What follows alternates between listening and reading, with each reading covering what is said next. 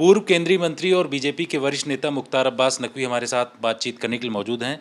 राहुल गांधी जाति जनगणना को लेकर के एक बार फिर ये कह रहे हैं कि अगर आप इसको लेकर के नहीं आ रहे हैं तो अगला जो प्रधानमंत्री होगा वो इसको जरूर लाएगा। देखो, इन सज्जन की बेवकूफ़ी और बकवास बहादुरी जो है वो इनके खुद साथियों के लिए जो है वो एसेट नहीं बल्कि लाइबिलिटी साबित हो रही है, बोझ साबित हो रही है।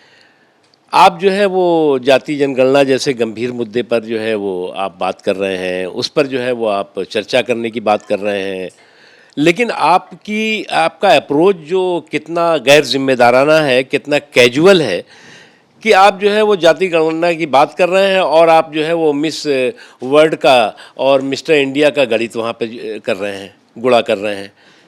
तो उससे आपकी जो है वो पूरी की पूरी इस मुद्दे पर जो है वो सीरियसनेस, गंभीरता जो है वो क्या है वो पूरी तरह से एक्सपोज होती है। दूसरी इम्पॉर्टेंट चीज़ है कि आपको ये गलतफहमी कहाँ से हो गई कि जितनी भी चीज़ें नरेंद्र मोदी जी की सरकार कर रही है वो आपके दबाव में कर रही है या आपके जो है वो किसी प्रेशर में कर रही है। इस तरह की गलतफहमी से बाहर निकलिए आप।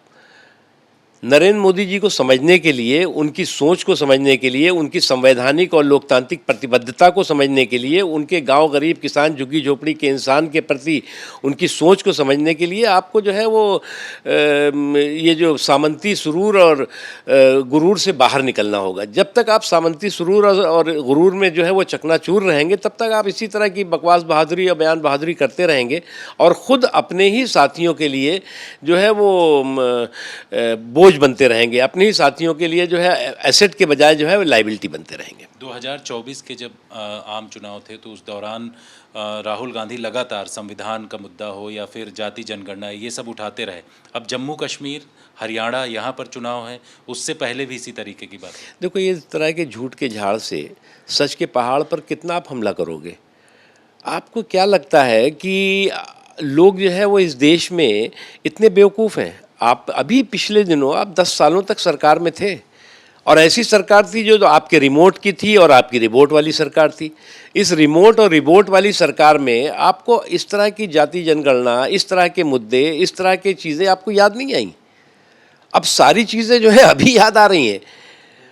इसलिए मुझे लगता है कि आप इस तरह के कन्फ्यूज़न क्रिएट करके देश को जो है वो गुमराह करने की कोशिश जो कर रहे हैं उसमें आप सफल नहीं होंगे। जम्मू कश्मीर चुनाव को लेकर के बीजेपी की पहली लिस्ट आई है। वैली में मुस्लिम कैंडिडेट को ज़्यादा तरजीह दिया गया वहाँ।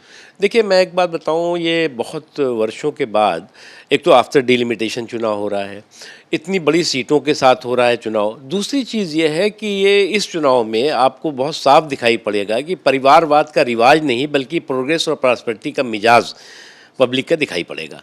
और इसीलिए जब परिवारवाद का रिवाज जो है वो इस बार परास्त होगा और पब्लिक जो है वो प्रॉस्पेरिटी और प्रोग्रेस के मिजाज के साथ अपने मताधिकार का इस्तेमाल करेगी, तो वो जो ख़ानदानी सियासत और पानदानी विरासत वाले लोग थे वो जो है वो उनका सुपड़ा साफ होगा।